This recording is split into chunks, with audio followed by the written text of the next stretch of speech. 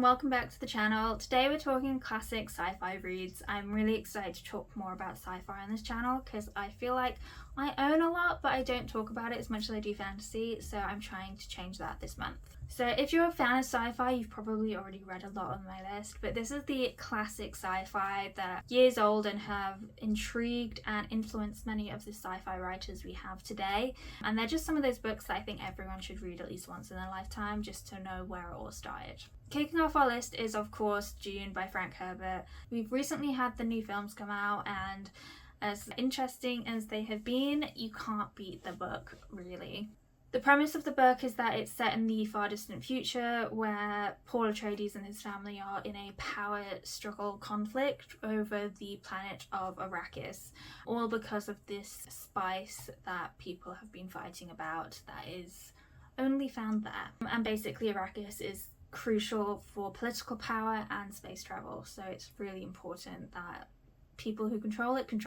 It's been a really powerful influence on the sci-fi genre because its focus is less about space travel and more about the political side of it and the control for space and planets in space, as well as the kind of power and religion aspects that are brought to the forefront throughout. And in terms of its influence, we've had TV shows, books, movies, and even video games based on the book, as well as influencing many others in those categories as well. Number 2, we have Neuromancer, which is a cyberpunk dystopian book and follows our main character who is a hacker, and they've been hired for one last job.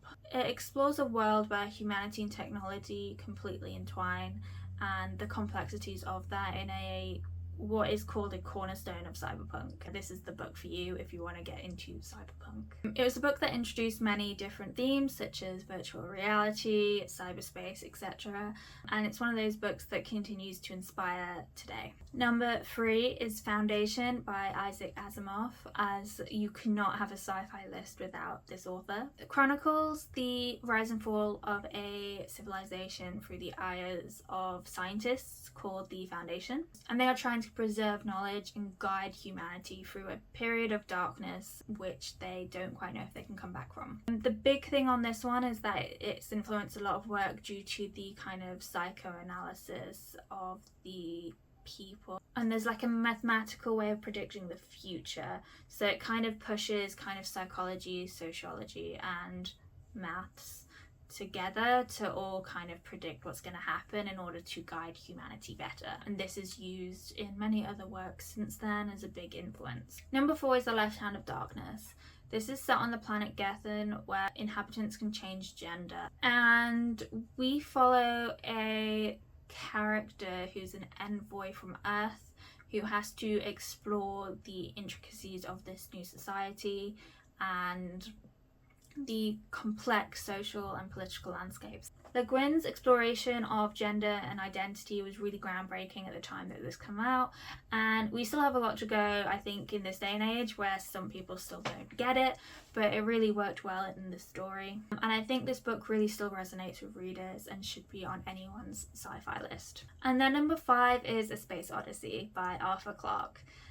The novel, developed alongside Stanley Kubrick, is that how you pronounce it? Explores humanity's encounter with a mysterious monolith that happens to appear on the moon and what that means for the implications of human evolution. Clarke's work is often celebrated due to it being revolutionary and visionary about particularly AI, and space exploration is a big theme as well throughout the book, as well as human evolution, contact with extraterrestrials. And it's become a huge pop culture reference, so you've probably all heard of the monolith from 2001's Space Odyssey being an iconic symbol across the world. So there you have it. There's my 5 classic sci-fi reads. I definitely think if you're a sci-fi fan and you've not read them, you should pick them up at your own pace, or if you're just coming into reading or you're just wanting to get into sci-fi, these are some of the best books for you to be picking up to kind of understand where sci-fi started. Do drop a comment below if you read and loved any of these books, or if you have any other suggestions for me. I would love to read more sci-fi this year, and I'd love to get more recommendations. Until next time, thank you for watching.